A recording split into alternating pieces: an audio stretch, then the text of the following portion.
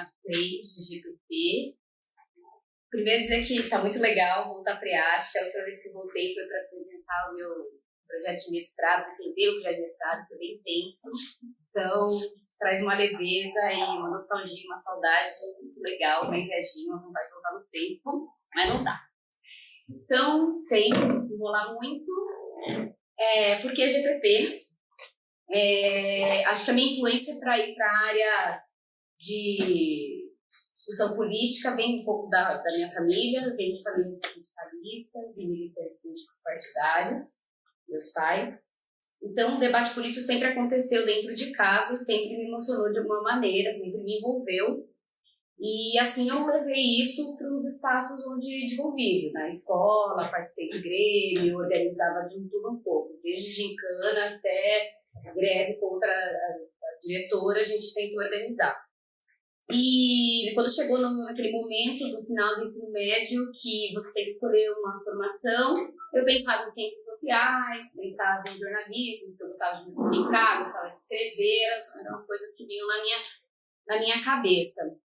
E uma coisa que era muito legal era que era um debate que era possível de ser feito. A gente estava vivendo um momento onde toda a minha turma de ensino médio, lá para 2005, vislumbrava a ideia de entrar no ensino superior. Era o auge do FIES, do ProUni, do REUNI. Então, eu estudava na ET, que agora é ETEC, e lá tem uma diversidade de alunos com realidades econômicas diferentes, de escola pública, de escola particular, mas todo mundo ali conversava sobre isso, todo mundo tinha uma ideia de que era possível chegar na universidade. E realmente, da minha turma, acho que 90% da turma foi para a universidade, seja ela pública ou privada. Então, era um debate que era cheio de esperança, assim. E aí, um amigo me apresentou falando: Milena, você vai fazer jornalismo? Aí, mas você viu esse curso aí na IASH, que é um campus novo ali da USP, blá blá. E eu li e falei: caramba, eu quero fazer esse negócio e acho que posso ser essa gestora de políticas públicas. E aí prestei ciências sociais em tudo, jornalismo em algumas faculdades e GPP. Não passei no primeiro ano, fiz um ano de cursinho, entrei. Entrei com aquela expectativa de que agora eu vou encontrar todas as ferramentas para resolver tantas desigualdades sociais, tantas questões estruturais e com muita esperança, encontrando pessoas que também vinham, em sua maioria, com essa mesma expectativa. E um momento também que havia uma ideia muito promissora de você, de repente, tentar ir trabalhar na área pública ou em lutas coletivas em geral. A gente estava vivendo também longe das conferências municipais, estaduais. Então, eu tinha uma expectativa, era um curso novo, mas que me trazia um certo conforto de que eu estava indo no caminho certo. A democracia no Brasil estava ficando, não era mais tão jovem, já estava ficando, na minha compreensão, naquele momento um pouco mais estabilizado. Eu falei, é o momento, precisamos de profissionais nessa área. Eu tinha uma visão um pouco limitada com relação ao que eu poderia experienciar profissionalmente. Eu achava que era ou a questão da burocracia estatal, concurso, cargo comissionado, ou mesmo um cargo eletivo. Era um pouco o que eu vislumbrava, não tinha uma ideia, uma dimensão da atuação da política e de quantos atores políticos podem fazer política, não tinha essa noção. E quando eu cheguei em IASH, o sentimento assim, da escola foi uma coisa dúbia, porque a gente carrega o preconceito de saber que está entrando um projeto novo, sou da terceira turma, e ao mesmo tempo traz uma responsabilidade de achar que você está entrando num processo histórico de defesa desse lugar. Então, você tem esse preconceito com você, que é reforçado pelo externo, pelo que vem da tradição da USP, isso daí, esse projeto não é muito lá sério, não vai dar muito certo. Você carrega isso com você, mas ao mesmo tempo traz em você uma ideia de defesa disso daqui. Então, a gente vivia realmente um processo de construção da universidade, né? Predial, mudança de prédio o tempo inteiro, não tinha estação, eu tinha que vir do Engenheiro Goulart, com o buzinho da USP, trazer aqui. E então foi entrar junto com o desenvolvimento da universidade. Eu acho que isso trouxe algo muito importante também para o meu processo. Eu ia e vinha de Mogi das Cruzes no primeiro ano, que eu sou dessa cidade, que do Centro-Leste. Depois do segundo ano eu montei uma república com pessoas muito queridas e aí fiquei por São Paulo estagiando todo o processo da minha graduação. Eu comecei no segundo ano, né? E aí tem um marco aqui no meu processo da GPP que eu sempre conto, que determinou um pouco o caminho, a linha de atuação política que eu ia ter depois com o curso. que foi uma primeira aula com uma professora, um professor em específico, no primeiro ano, que trouxe o debate sobre políticas de cotas raciais, numa perspectiva de mostrar o quanto aquilo era inconstitucional. Eu estava no primeiro ano, uma turma, todo mundo muito jovem, 17, 18, 19 anos, e aí eu não tinha maturidade e elementos para debater com aquela pesquisadora que estava ali falando que era inconstitucional, mas alguma coisa em mim falava que isso não estava justo. Que nem com relação à concordância sobre que aquilo era inconstitucional e nem com o formato de uma única visão no momento que aquele tema era tão polêmico. E aí eu comecei a entrar nos debates tortos, porque eu não sabia direito como justificar, como argumentar, mas me incomodava, eu queria falar alguma coisa. E eu via que tinha apoio de uma minoria da sala, outra minoria estava meio sem entender direito, mas rolou um desconforto. E para variar, quando a gente vai debater alguns temas assim que são estruturantes da sociedade, a galera acha que você está num discurso vitimista. E aí, naquele desconforto, a professora escolheu um caminho que foi tipo: calma, menina, mas você é a pessoa mais bonita da sala, sua mistura é uma coisa muito legal. E, ou seja, deslegitimou todo um debate que era no campo da política, do direito, da justiça social e caminhou para o campo de um trauma individual, né? Era um trauma meu que eu estava lá querendo trazer. E aquilo motivou a mim e algumas pessoas da minha sala, que motivaram outros grupos. A gente criou um coletivo chamado Malungos, aqui na IASH, que organizou as 2 primeiras semanas da consciência negra aqui. Foi um momento muito bacana, porque a gente se articulou sozinho, fez parcerias com a comunidade, chamou as escolas públicas estaduais para virem aqui dentro nos 2 encontros que a gente desenvolveu.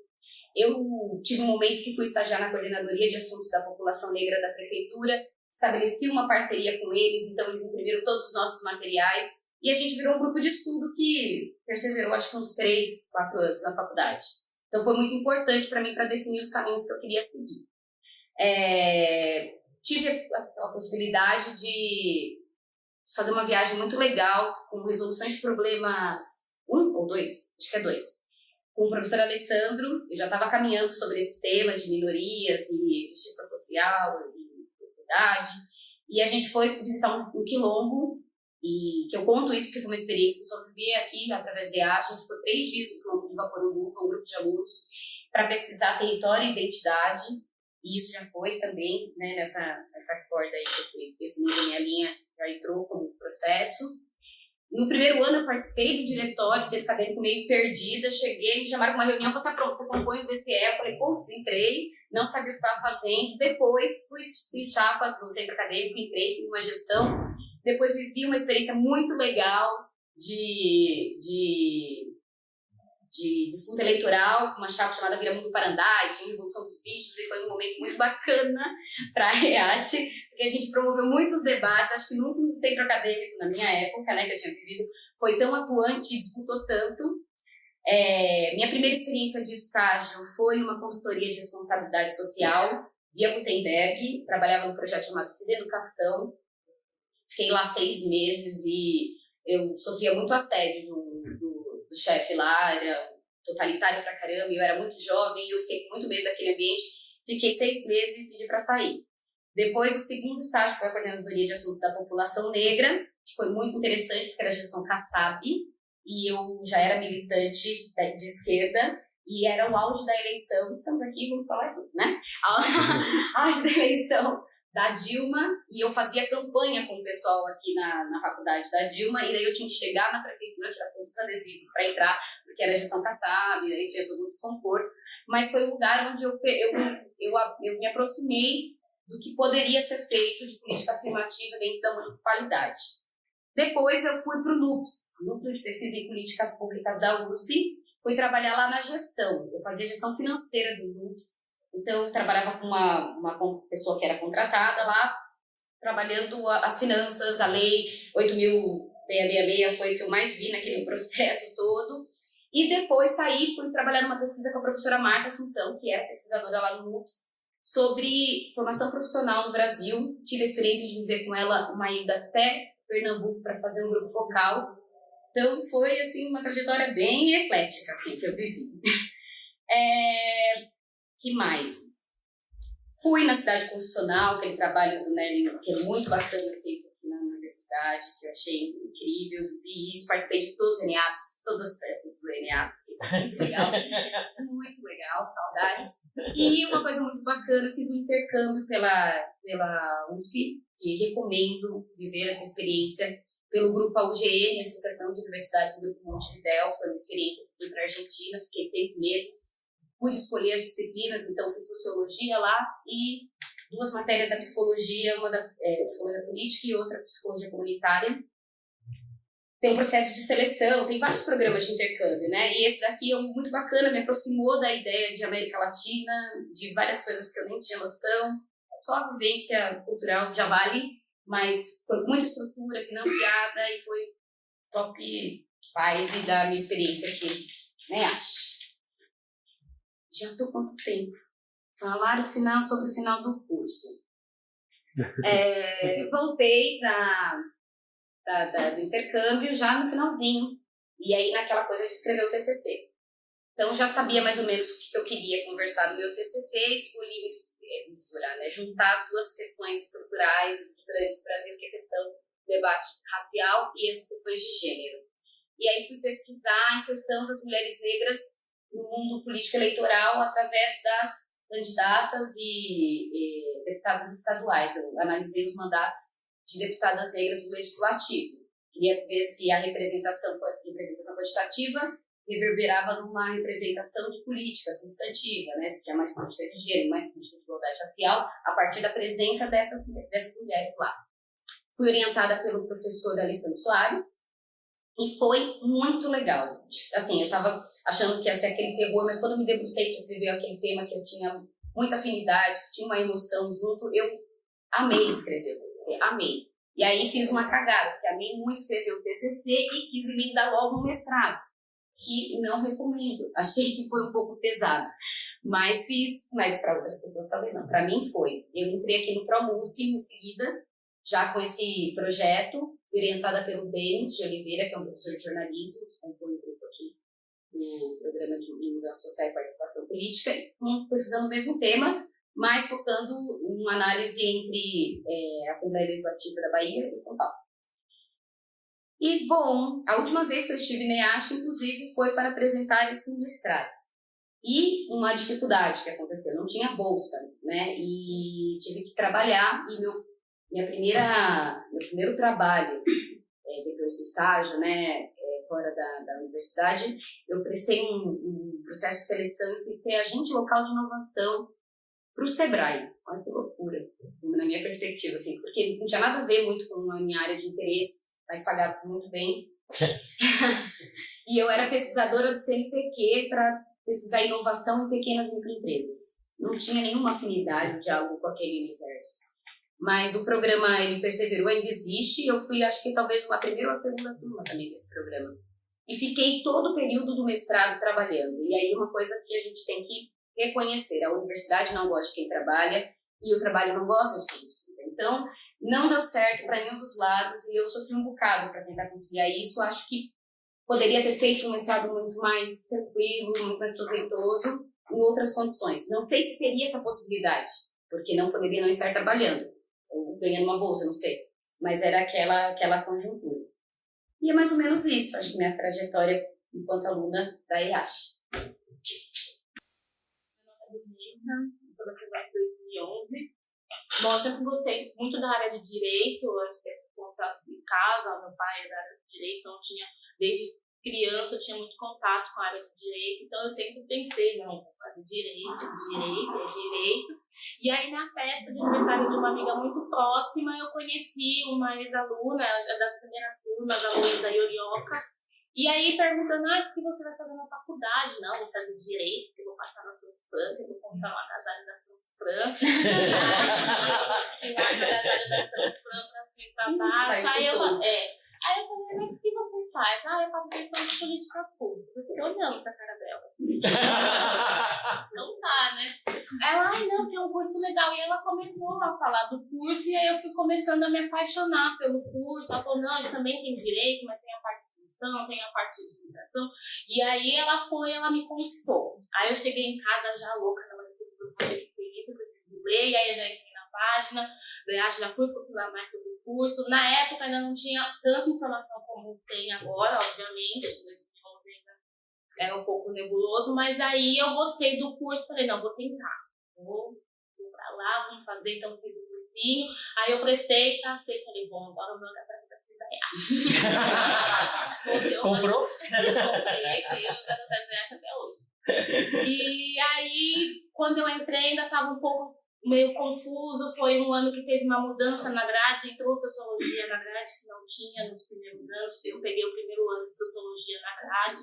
Então, ainda estava junto com alguns outros alunos, tipo, gente, mas espera, calma, e agora? O que eu faço? Eu passei, eu tenho agasalho, mas o que eu faço?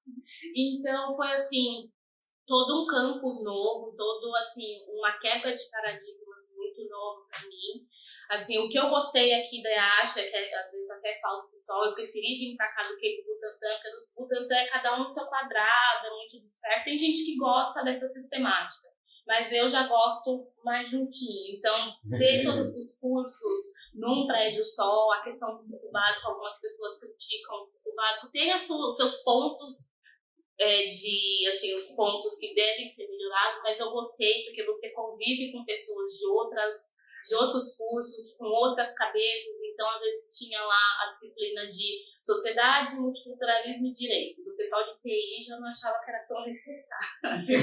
E aí era marketing, GPP e TI na sala. Então, aquela briga e às vezes as opiniões eram muito diversas, porque são pessoas que já vêm com uma cabeça diferente, são cursos que dão um viés todo diferente. Então, isso foi legal, para você ver pessoas que pensam diferente de você, e esse que tá a graça na construção profissional.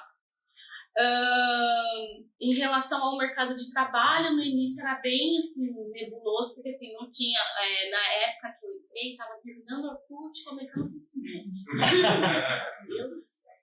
Caramba. E aí não tinha muitas fontes de vagas e a gente vislumbrava só o setor público. Então eu entrei para a GPP, então eu entrei para trabalhar no setor público. Era muito isso, a visão do pessoal que entrava. Então até a divulgação, canais de divulgação de vagas, a gente...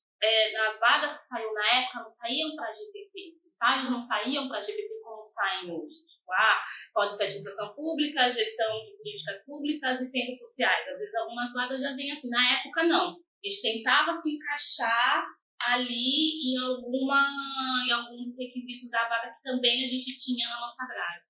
Eu lembro que eu fui fazer entrevista, acho que no meu segundo ano, em uma empresa, né, e tinha a área de responsabilidade social, então eu me inscrevi, falei, deve ser uma área legal, esse projeto me interessava bastante. E aí você tinha que fazer uma apresentação na seleção, cada um tinha que fazer uma apresentação com PowerPoint e tudo. Aí eu falei, bom dia, tudo, meu nome é Domênica, eu faço gestão de políticas públicas. Aí a selecionadora, o quê? Tinha vontade de sair correndo. Eu falei, gestão de políticas públicas. Mas esse é tecnólogo? Porque aqui eu falei, não é tecnólogo. Aí foi todo aquele trabalho de explicar o que era o curso, o que o curso fazia. Aí o pior é que não era só a recrutadora, todo mundo da sala, os outros participantes. Nossa, que um curso. Então, era todo esse trabalho de fomentar tanto a administração pública como gestão de política pública no mercado de trabalho. Em relação ao meu desenvolvimento ao longo do curso, foi assim, muito em direção de quebras de paradigma, uma nova visão do Estado, que vai mudando, né, ao longo do curso. Havia poucas disciplinas práticas, uma coisa que eu achei bem legal, que já para o final do curso, agora deve ter muito mais disciplinas práticas, disciplinas experimentais, que colocam o aluno muito mais próximo da comunidade, muito mais próximo da gestão pública e de outros problemas que podem ser discutidos no meio acadêmico.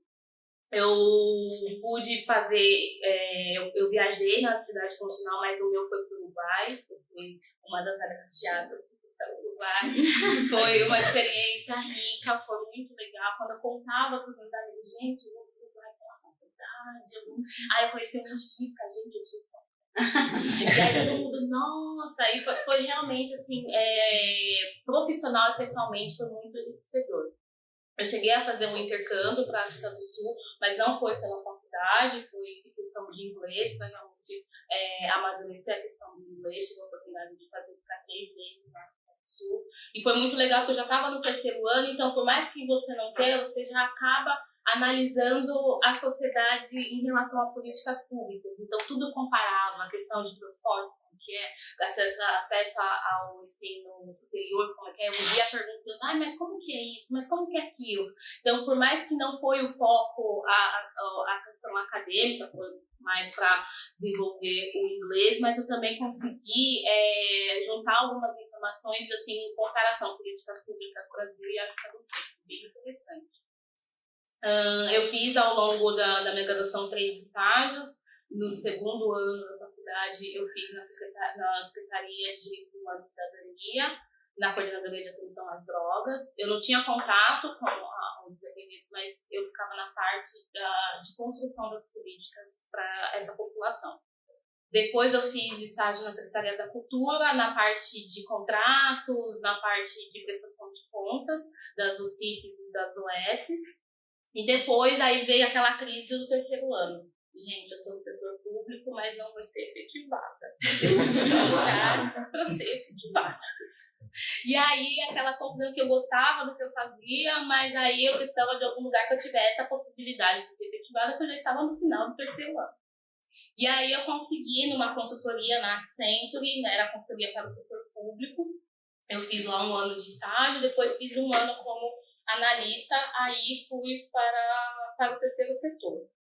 O final do curso, para mim, foi um pouco conturbado, que aí teve a questão da greve na USP, a questão da contaminação do solo aqui, e aí vai para o Unicid, vai para o Butantã, mas onde que é a minha aula, eu chegava no Unicid, não, do bem que era no Butantã, aí eu sentava e chorava.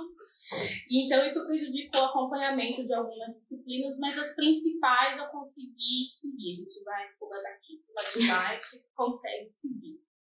Eu não mexi muito na minha grade, eu fiz poucas alterações, então é a dica que eu dou. Se eu pudesse dar uma dica, não mexa muito na sua grade, que você vai esquecer que você tinha disciplinas. No último semestre da faculdade, o José vai lembrar você. Então, sabe aquela disciplina que você não fez? Você tem que fazer. E aí a disciplina é só no próximo semestre, aí vira aquela bagunça. Então, assim, quanto menos você mexer na sua grade, melhor vai ser o final do curso para você.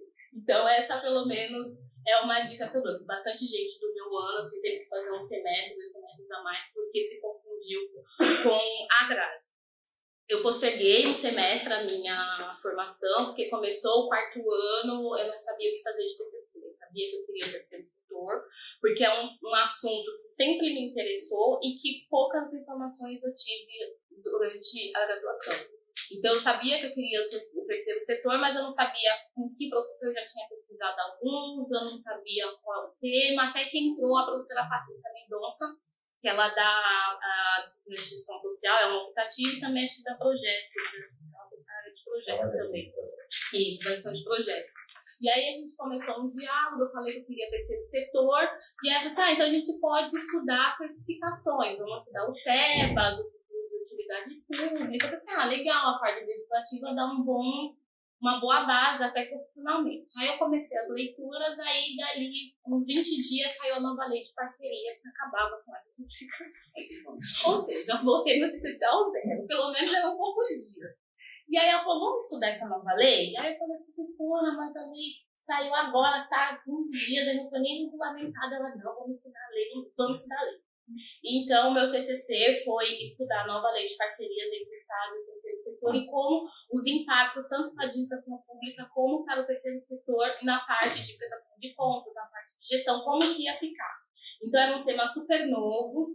A professora, ao contrário que muitos aqui relatam que o processo de TCC foi traumático, foi conturbado, aí atrasou na entrega, o professor também não respondia, aí virava aquela confusão.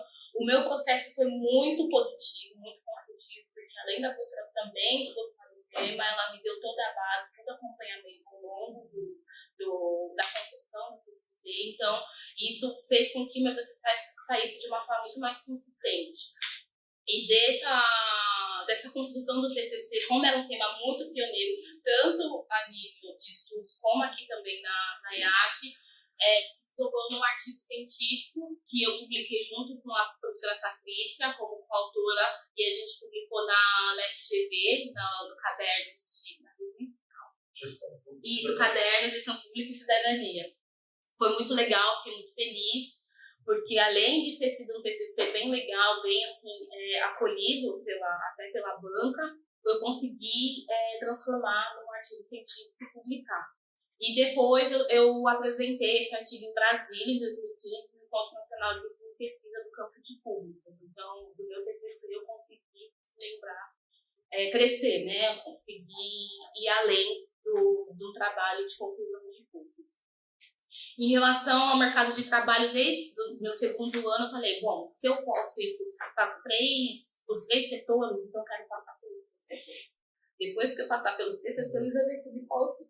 Então eu trabalhei na prefeitura, trabalhei na Secretaria do Estado, depois trabalhei no setor privado e trabalhei no terceiro setor com responsabilidade social em parte de associações de classe.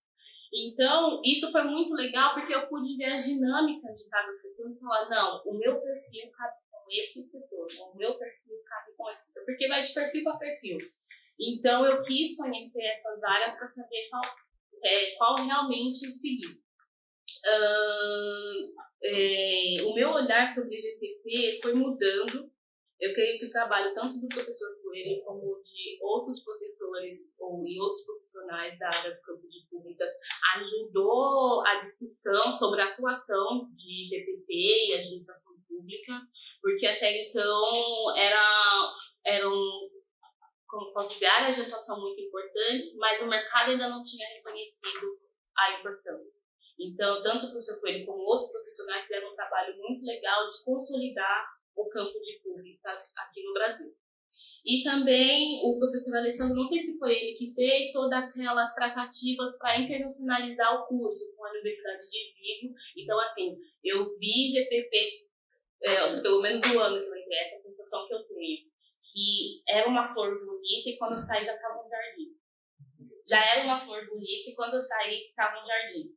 Então, foi muito legal acompanhar toda essa trajetória do curso, da luta ali por vamos conseguir vagas para a nossa área. Então, as vagas vão vir escritas, a gestão de políticas públicas vão vir escritas da administração pública. E não só as vagas de estágio, como também as vagas de trabalho. Então, isso foi muito legal, assim, do ponto de vista, enquanto aluna, ver o curso crescer dessa forma. E deixa eu ver mais. Hoje aparecem vagas específicas, os salários são razoáveis, dependendo da área. Eu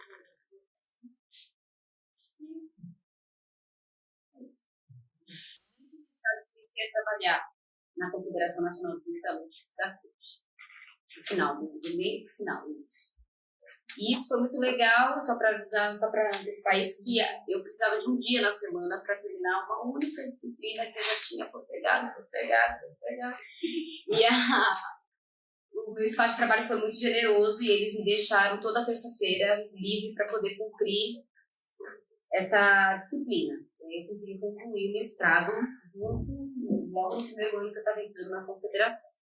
Então, vamos lá. Eu sou assessora da Confederação Nacional dos Metalúrgicos da CUT, da Central Única dos Trabalhadores. Eu entrei na Confederação sem saber quase nada do que era o movimento sindical, de como ele se estruturava, de quantas instâncias tinham. Também era um cenário muito novo.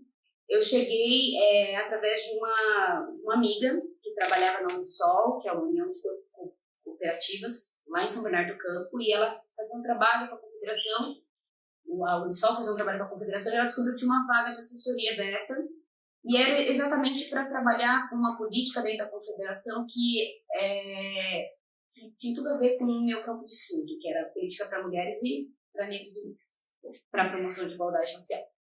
E aí ela falou assim, nossa, tem uma pessoa que está aí em processo de transição. Antes de entrar na CNM, eu estava trabalhando como subgerente de uma fábrica de cultura, que é um projeto do governo do estado, aqui na Zona Leste, na Vila Curuçá. E eu estava já muito afim de sair, por N questões. E aí ela me recomendou e eu fui fazer a entrevista, foi super legal a entrevista Foi uma entrevista formativa. Eu falei, nossa, eu nem sabia que era tudo isso, que existia uma confederação nacional que representava os metalúrgicos do Brasil da CUT. Que legal, falei da minha experiência, achei que eles tinham me amado. Eles me ligaram depois de 6 meses. Eu já tinha desencanado completamente. Já era, né? E aí eu fiquei lá como subgerente da fábrica, perseverando até que eles me ligaram. Eu falei, opa, maravilha, quero agora, vamos lá. E eu estou lá há 2 anos. Então é um universo muito novo, eu não sabia muita coisa, então eu estou ainda aprendendo muito. E é inevitável, eu estou falando de uma entidade sindical, e imagino que todos nós, todos vocês estão a par do cenário político que estamos vivendo. Então, é muito difícil eu não fazer uma fala agora com vocês, contando essa minha experiência, sem uma emocionalidade, porque é um momento de grande desmonte para essa instituição que eu trabalho. E que eu não só trabalho, que eu acredito realmente no papel, na organização. Então, tem também uma militante falando aqui. Então, esse é o meu lugar de fala. Então, é inevitável que eu não contextualize nesse sentido. Não sei se eu acho que vale a pena só explicar. A CNM, ela é uma entidade que sai de um aspecto vertical da Central Única dos Trabalhadores, quando os ramos econômicos começaram a se organizar de maneira independente. Então, os metalúrgicos da CUT foi a primeira categoria econômica que se organizou numa confederação. A confederação, ela nasce em 92 e ela tem uma dimensão bem grandiosa. Assim, eu trouxe um pessoal para vocês terem um pouco uma ideia. São 2,4 milhões de trabalhadores no ramo metalúrgico, eles representam 5,1% dos trabalhadores formais. E se a gente for fazer uma proporção, de cada 4 trabalhadores da indústria, 1 é metalúrgico. Então, é um setor da indústria muito importante para a economia nacional. E desse total de trabalhadores, 800 mil são representados pela CNM-CUT, que é a confederação que eu trabalho. Ele tem um perfil muito diversificado, uma minoria de mulheres, porque a trajetória do trabalho da mulher dentro da indústria, então ele reproduz essa minoria, são os 8%, os deles são quase 30%. Estou falando isso que é para chegar no meu espaço de atuação, né, dentro dessa instituição. Ela não é uma instituição que negocia, tal qual os sindicatos. Ela tem um papel de orientação, de formação dos dirigentes sindicais e de luta por pautas comuns. Ela tem um papel estratégico. Então, ela não vai dialogar diretamente com o patrão, tal qual os sindicatos fazem em algumas federações. Ela vai dialogar com entidades também nacionais. Então, a gente teria um trabalho, pensando no meu aspecto, né, na Confederação Nacional dos Metalúrgicos, com a Confederação Nacional das Indústrias, com o governo, com instituições internacionais. E sempre nessa perspectiva, ou de formação e orientação do seu movimento sindical para dentro, ou de tentar também disputar um espaço de construção de uma política industrial no Brasil. Esse é o espaço mais frágil, esse segundo. O primeiro é o que eu mais atuo. Esse é o que deveríamos fazer com mais intensidade, mas que as relações de poder não permitem tanto. Bom, a CNM ela se estrutura em 3 eixos principais. Uma organização sindical, que é a organização dos trabalhadores no local de trabalho. Então, é fortalecer que os sindicatos tenham CIPAs, tenham comissões de fábrica, que sejam sindicatos atuantes, que os dirigentes representem de verdade os trabalhadores. Tem também um outro eixo, que é o eixo Contrato Coletivo Nacional de Trabalho, que é uma luta estratégica da CNM, que todos os sindicatos metalúrgicos pudessem negociar uma pauta comum, seja em Pernambuco, metalúrgicos da Fiat de Pernambuco e os metalúrgicos da Fiat aqui do ABC. E aí a CNM tem um projeto de 5 cláusulas comuns que no nosso cotidiano a gente batalha através de formação dentro dos sindicatos das federações, que eles incorporem para sempre negociarem para partir sempre de um mesmo pressuposto, né? Qual é o objetivo disso? A gente diminuir as grandes diferenças de condições de trabalho, salarial, de jornada que existem entre os trabalhadores metalúrgicos no Brasil. O trabalhador metalúrgico do Nordeste, fazendo a mesma função, não recebe a mesma coisa, não tem as mesmas condições de trabalho do que um trabalhador metalúrgico aqui no ABC. Então, isso é uma estratégia da CNM. O outro eixo, que é onde eu participo mais, é o Políticas Gerais Permanentes. Parte do pressuposto da defesa do trabalho decente, que é um conceito da OIT, que a CNM persevera e tenta buscar, que é o objetivo de garantir que trabalhadores, trabalhadoras, sejam eles negros, negras, jovens, portadores de alguma deficiência, alguma limitação, tenham condições de trabalho decentes, com a mesma oportunidade, com as mesmas condições de liberdade, equidade, com a mesma condição de defesa do movimento sindical. E aí ela desenvolve políticas para tentar chegar nesse aspecto. E aí eu fui contratada exatamente para esse eixo, que é onde está inseridas as duas secretarias para as quais eu assessoro mais, que é a Secretaria de Mulheres e de Igualdade Racial. Bom, além disso, eu também tenho eu assessoro um segmento dentro do ramo metalúrgico, porque ele tem vários segmentos, né? Não existe um único metalúrgico. Tem um metalúrgico que trabalha no segmento eletroeletrônico, no automotivo, no bens de capital, no setor naval, e eu trabalho mais próximo do segmento eletroeletrônico, que coincidentemente é um dos segmentos mais precarizados e que tem a maior participação de mulheres no ramo metalúrgico. E coincidentemente é o ramo onde elas são mais expressivas, chega a 38%, mas que tem a maior diferença salarial entre homens e mulheres. Então, são muitos aspectos dentro da luta de classe que o movimento sindical se propõe a fazer, que eles precisam enfrentar para que realmente a classe trabalhadora avance com igualdade, né? Então, esse que é um pouco o meu papel. Ele é muito formativo e ele é muito descentralizado. Então, é um trabalho que eu tenho que viajar bastante. Eu viajo todas as regiões onde existem sindicatos e federações filiadas à CNM e CUT, fazendo planejamentos estratégicos, planejamento de mandato, fazendo trabalho de formação sobre políticas de igualdade racial e de gênero. Então, é um universo que eu nunca tinha vivenciado, esse papel de ser ou formadora ou, por vezes, moderadora de grupos, mas que eu percebi que a graduação me trouxe vários elementos que poderiam me ajudar para fazer esse trabalho que eu acabei encontrando e teve que fazer. Mais.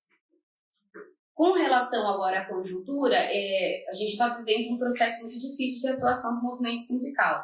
Então, todas as estratégias de luta estão relacionadas às negociações coletivas, né? E agora que a gente está vivendo a questão da reforma trabalhista, a gente tem um ataque direto a esse mecanismo que o sindicato sempre usou para fazer sua disputa no seu bloco de atuação.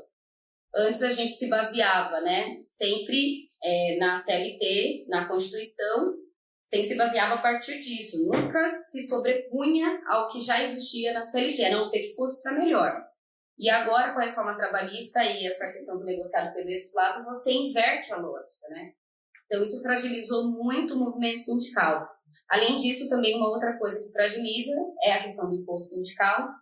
A central, para quem eu trabalho, ela historicamente é contra o imposto sindical, mas aí a gente tem dois caminhos para se fazer. Um da autocrítica, que teve tempo para desenvolver uma outra maneira de sustentação financeira do sindicato, além do trabalho de base da sindicalização, e também a história do movimento sindical, como ele foi estruturado de maneira corporativista, que não foi uma escolha de algumas centrais. Isso dificulta, a sindicalização no Brasil é baixíssima, existe um processo de criminalização do movimento sindical muito grande, então, para se sustentar essa política, acabou que o imposto sindical trouxe uma certa acomodação para todo mundo, né? Então, continua baixa a sindicalização, mas vocês continuam fazendo o seu trabalho. A questão é que isso foi feito sem uma conversa muito democrática com os trabalhadores organizados e não organizados, e as estruturas sindicais se veem agora no momento de reestruturação.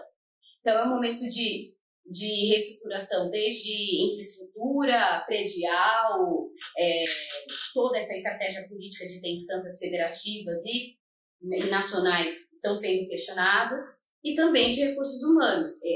Ainda bem que vocês me chamaram agora para conversar, porque pode ser que eu não esteja mais empregada logo menos, porque talvez não exista a mesma possibilidade financeira de sustentar a estrutura que foi criada, né? E isso tudo mina muito com a capacidade de representação e de negociação dos sindicatos, né? Então, esse é o universo que a gente está vivendo no momento. Eu já falei que eu trabalho muito fazendo planejamentos estratégicos, plano de ações, moderando e facilitando grupos. Também tenho uma responsabilidade de estabelecer parcerias com os movimentos sociais. Isso é uma escolha também política do lugar que eu trabalho, de restabelecer contatos com outros movimentos, trabalhadores rurais, outras categorias de trabalhadores, movimento sindical internacional. A gente fez recentemente um encontro dois encontros muito interessantes com a USW, que é uma entidade sindical de siderurgia dos Estados Unidos, para compartilhar experiências de cláusulas de equidade racial que nos Estados Unidos eles já desenvolvem há muito tempo e que aqui no Brasil a gente pena para conseguir incluir. E eles trouxeram referências ótimas que a gente está agora no desafio de tentar construir uma cláusula. Aí olha que interessante, um desafio imenso, com DIEESE, com pesquisa, com teste, mas provavelmente de repente essa cláusula nem vai ter força mais para negociar agora nesse novo contexto de reforma trabalhista. Então a gente está vivendo um momento meio que de um luto, está um pouco depressivo, mas é isso, né? Não tem muito o que pensar. Com relação ao aspecto da CNN e o impacto na política nacional que poderia ser feito, há uns anos atrás, quando havia um pouco uma iniciativa de um desenho de política industrial, com alguns Plano Brasil Maior, o incentivo que teve para a linha branca e tudo, houve um espaço para a CNN dialogar um projeto na perspectiva dos trabalhadores junto com a patronal de como desenhar uma política industrial para o Brasil. A gente vive um momento onde isso não existe muito, então é um caminho meio solitário da CNN, sem muita inserção, porque as comissões tripartites que discutiam isso foram interrompidas. Outros espaços onde a CNN deveria ter mais espaço as comissões tripartites de ensino profissionalizante, o Senai, por exemplo. Para você tentar negociar uma disciplina sobre história do movimento sindical, CLT, é um negócio que não existe espaço para dialogar isso. E ali vão sair os profissionais que vão entrar na indústria, que vão se deparar com o movimento sindical e vão falar, acho importante sindicalizar ou não. Então, para vocês terem uma noção, existe uma comissão tripartite, mas a possibilidade de diálogo é muito, muito desleal. E aí isso é uma coisa que eu experienciei só vivendo mesmo, para você ver como a realidade material ela determina as condições de negociação de qualquer representação popular.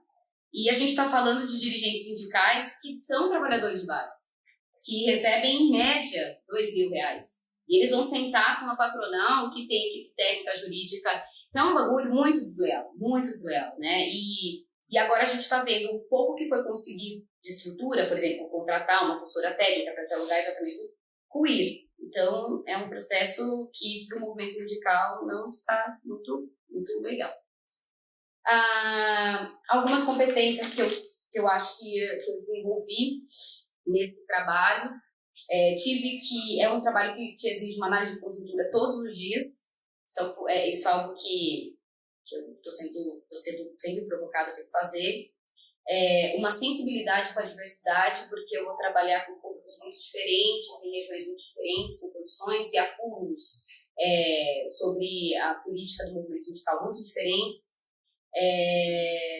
Um conhecimento da história e da organização das lutas sindicais, que eu tive que correr muito atrás para entender a trajetória, como se dá a estrutura sindical no Brasil, que é uma coisa muito, muito diferente, que eu não vivenciei isso no curso.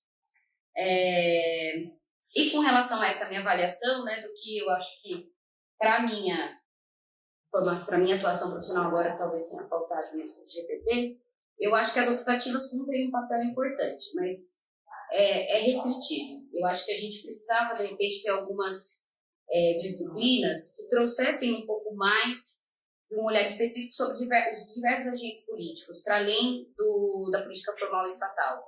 Então, eu senti falta de algumas disciplinas que falassem sobre questões mais estruturais das desigualdades no Brasil. Sinto falta de uma disciplina que fale sobre o universo do trabalho. Ele tem uma centralidade tão importante na vida social, o trabalho. Eu não sei se agora já tem, pode ser que já tenha, na minha época não tinha na grade. Desde que contasse um pouco o aspecto do impacto da escravidão, sociedade moderna, indústria, flexibilização das relações de trabalho, você sabe, eu acho que merecia uma disciplina que falasse sobre isso, políticas públicas de trabalho, não sei, pensando. Mas, ao mesmo tempo, eu acho que algumas disciplinas foram muito importantes para a minha atuação. A Úrsula, a formulação e implementação de políticas públicas, formação econômica e social do Brasil, tem uma literatura que me embasou bastante, teorias da democracia, Você visualiza você vive na prática o que é realmente a disputa pelo poder quanto a nossa democracia ela está muito mais próxima daquela democracia legal do que daquela participativa e é isso. Acho que essa vem sendo a minha experiência profissional, espero ficar empregada ainda um bom tempo e que o movimento sindical consiga se ressignificar, né? A gente está lá para isso, para contribuir para isso. Acho que vai ter que ter uma disputa com as bases de narrativa, vai precisar restabelecer uma nova relação com os trabalhadores. Acho que vai ter que manter uma postura mais austera com relação ao patronal. A reforma trabalhista começa a valer agora a partir de novembro, mas a negação da reforma na última instância e um dos caminhos que eles estão tentando buscar, né, além da negação da reforma, é já começar a criar umas cláusulas padrões. A gente já vem estudando isso, que tem cláusulas de barreira, que eles chamam. A reforma está aí, mas a gente vai tentar aqui na negociação coletiva que ela não impacte. A gente vai criar uma cláusula que acaba não passando despercebida e que acaba barrando um dos impactos da reforma trabalhista. E é isso. Eu acho que também, antes de começar a falar da minha atuação profissional, é bom abrir um parênteses, porque em relação às organizações da sociedade civil, mesmo usando diversas nomenclaturas, às vezes ONG, instituto, fundação, associação, mas calma, o que é cada uma delas, onde que ela está? Então, eu acho legal, antes de falar um pouco da minha atuação, colocar um pouco dessa realidade. Sobre o aspecto jurídico, existe apenas ou associações ou fundações. As fundações, elas são feitas a partir de uma doação ou então, às vezes, de alguma herança. Então, é por escritura pública ou então ela já está no testamento. As associações, elas se dividem também em duas. Tem as associações de interesse público, que são as que servem desinteressadamente à coletividade, que aí foi o foco do meu TCC, foi o foco ali do meu estudo da Lei 3.019, e tem as associações que visam restringir um grupo específico de beneficiários, que são associações de classe, que é onde eu tenho a experiência profissional. Então, aí no grupo de associações eu tive uma experiência mais técnica, acadêmica, e também tive uma experiência profissional mais restringida para um grupo específico de beneficiários. Então, nós temos aí já uma grande divisão, porque a forma de receita dessas organizações vai vir diferente. Então, associações de classe, elas já têm uma receita prevista que são a contribuição dos associados. Já uma associação de interesse público, ela vai tentar, às vezes, algum edital público para conseguir essa receita, vai tentar a parte de nota fiscal. Então, assim, já muda muito a estrutura de trabalho, a forma de você projetar os projetos, de você projetar as ações, já fica bem diferente. Então, dentro desse universo de associações para um grupo específico de beneficiários, que são as associações de classe, eu tive a experiência de trabalhar 1 ano na Associação Paulista de Medicina. Eu saí agora no começo de setembro, por outras questões, mas eu tive a experiência de trabalhar com a Associação Paulista de Medicina. Ela foi criada em 1930, então, assim, ela já é um pouco fora da curva. É uma das associações mais antigas do Brasil e com maior força. Então, assim, ela foi feita para defender a classe médica do estado de São Paulo e as políticas públicas de saúde para a população. Então, os médicos em São Paulo, mais especificamente, eles têm muita força política. Não só em questão de defesa da classe, mas também de influenciar o debate das políticas públicas, o debate das ações de saúde. Então, isso era um ambiente que, por mais que seja uma associação de classe, eles também tinham o título de utilidade pública, porque eles também tinham uma grande influência sobre a saúde pública, sobre as políticas para a população na área de saúde. Então, isso que às vezes confundia a pessoa, mas eles têm título de utilidade pública, mas são uma associação de classe, mas como assim? É porque, por conta dessa atuação muito impactante socialmente, nós tínhamos também o título de utilidade pública. E por conta disso, houve a necessidade de criar um departamento de responsabilidade social. No começo, chamava-se ações comunitárias. Então, assim, vamos arrecadar alimento e dar para o asilo. Essa é a minha contribuição. Então, houve um consentimento da diretoria que isso podia ir além. Com a força que a classe médica tinha, com a influência que a classe médica tinha, era necessário fazer projetos de maior impacto para a sociedade. Então, a diretoria concordou mudar o nome de ações comunitárias para a responsabilidade social, o que trouxe todo um paradigma de atuação diferente, trabalhou-se em indicadores. Então, não ficou mais em ações pontuais. Eram ações interessantes, mas quais eram os impactos? Ainda não tinha essa percepção, e até as ações. Mas e os desdobramentos dela? Onde eu posso chegar com elas? Onde que eu posso multiplicar essas ações? Então, essa foi um pouco a mudança que eles trouxeram quando saiu de ações comunitárias para a responsabilidade social. Então, dentro dos projetos, tinha tanto projetos para a comunidade, o carro-chefe deles é o projeto Doutor Cidadão, que é voluntariado médico. Então, nós tínhamos uma parceria, eles continuam com uma parceria com o Instituto da Vida, e aí os médicos que queriam participar, queriam fazer um trabalho voluntário, que foi feita uma pesquisa, e tinham muitos médicos associados que queriam fazer um trabalho voluntário, se associavam ao Instituto da Vida e falavam, olha, eu sou oftalmo e eu tenho a segunda e a quarta-feira durante a manhã para prestar serviço, para fazer atendimento de forma gratuita.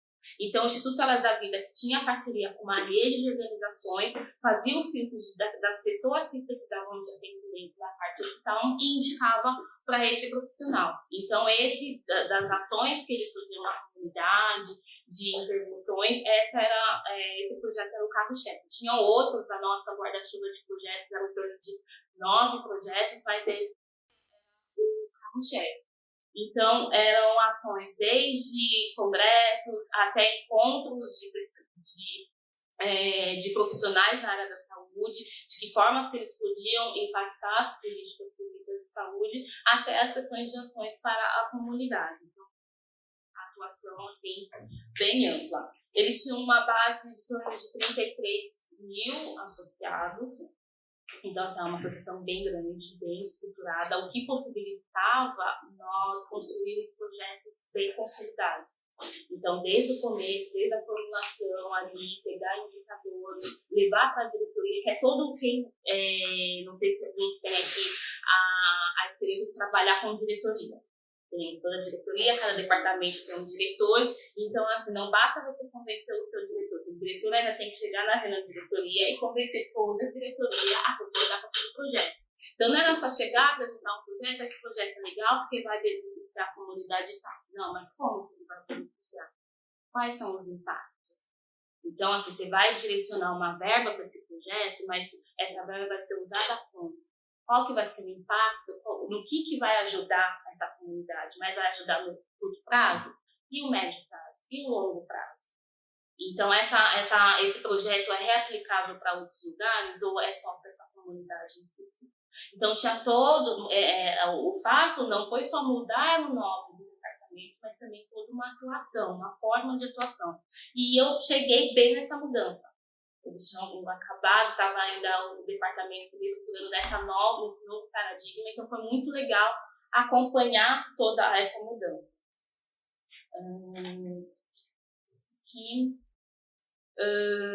Tinha uma proximidade muito grande com a Santa Casa, tanto na parte de estudantes ali, de universitários, como também projetos da Santa Casa. A PM é bem próxima, então tinha muitos projetos voltados. Tem assim, tanta a parte boa, porque assim, a gente estava próximo de um hospital central, um hospital que recebia muitas pessoas, mas também às vezes acabava se limitando, às vezes, vamos fazer algum projeto com o hospital, não, Santa Casa. Vamos pra cá. Então, era legal, porque tinha essa proximidade com o hospital e escola, praticamente, mas às vezes acabava se limitando. Mas aí é uma visão particular, a diretoria sempre gostou da Santa Casa, então tem coisa que a gente não discute, a gente vai, simplesmente segue. Das disciplinas que eu utilizei bastante foi FIAP, que é a Formulação, Comunicação e Avaliação de Políticas Públicas, isso era no dia a dia, indicadores, projetos, sem dúvida, desde a escrita, eu acompanhava, teve projetos que eu escrevi, então, desde ali da parte de fazer orçamento, de buscar os parceiros, os stakeholders, fazer toda aquele mapa, toda aquela a matéria completa. E todo o aprendizado acumulado em relação ao funcionamento do Estado, da burocracia do Estado e como que as coisas se formatam nesse meio. Bom, para trabalhar no terceiro setor, eu acho que conhecer a legislação pertinente, então, você trabalhando é muito importante. Quando você trabalhando em fundação, qual que é a legislação de fundações, se é associação de classe, qual que é aquela legislação de associação de classe, porque assim, às vezes você está em alguma organização, por exemplo, uma UCI, uma mudança na legislação às vezes pode acarretar no fechamento das portas. Por exemplo, está se discutindo a questão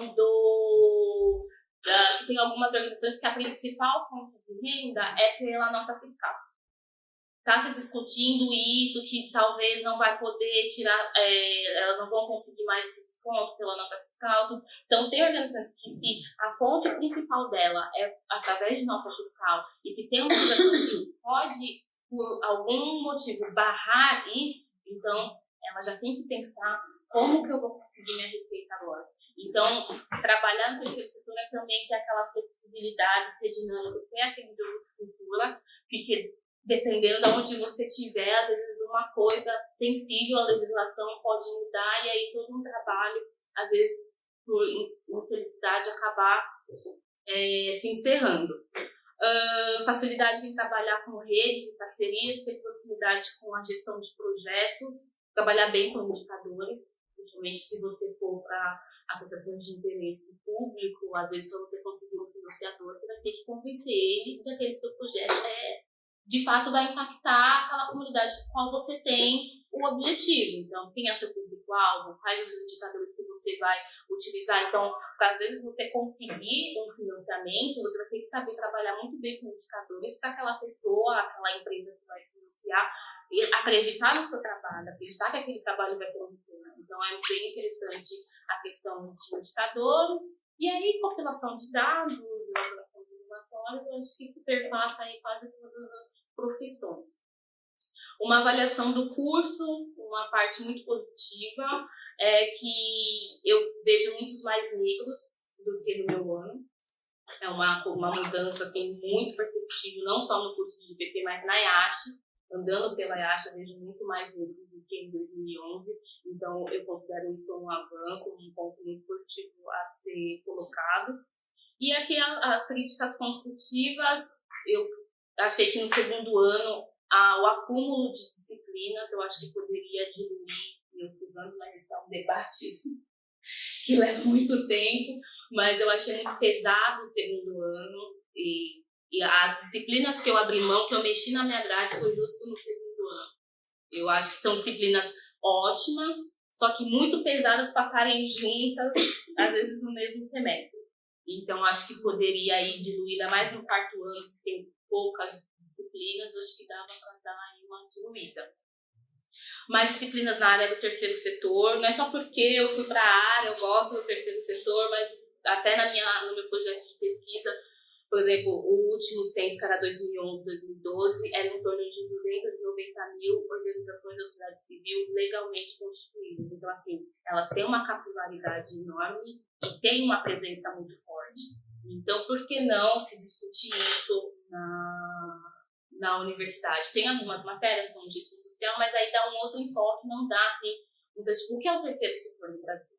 Muitos, assim, às vezes a pessoa só sabe porque ela quis seguir aquela área profissionalmente, ou então na questão de pesquisa, e fica aquele negócio mesmo, não, a ONG é para o povo lavar o dinheiro. Muita gente acha que ONG foi feito para o povo lavar o dinheiro, e não é isso, é uma coisa até que eu discutia no meu TCC, uma quebra de paradigma que não, infelizmente, por conta de um universo de 290 mil acabaram pagando o PAC. Então, assim, entender o que é o terceiro setor no Brasil, como que ele surgiu, qual é a capilaridade dele, quais são as áreas de maior atuação, eu acho, assim, bem interessante se tivesse uma disciplina com essa abordagem. Uma disciplina com maior foco em minorias e políticas públicas para esse grupo. Eu tive acesso só em SMD com a Gislene, então quem não teve SMD com a Gislene provavelmente não ia ter acesso a essa informação, e depois ao longo do curso eu não tive nenhuma disciplina focada nisso, mesmo procurando em outras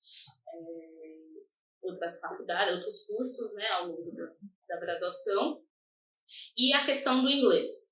Eu coloquei esse ponto porque eu lembro que no primeiro ano tinha uma professora que queria passar um texto em inglês. Aí foi aquele review na sala, porque tinha gestão de políticas públicas, porque eu não sabia inglês, e agora eu não sei explicar em inglês. E foi aquela discussão toda, a professora achou um outro texto similar para conseguir colocar lá, porque o pessoal fez assim, um montinho engraçado, que não era texto em inglês. Só que aí o pessoal chegou no terceiro, quarto ano, começou a prestar, concorrer às vagas, e aí precisava do inglês. Aí veio todo mundo desesperado, nossa, você viu que eu tava vaga, precisava do inglês, aí eu não fiz, nossa, agora eu tô desesperado no curso aqui de inglês.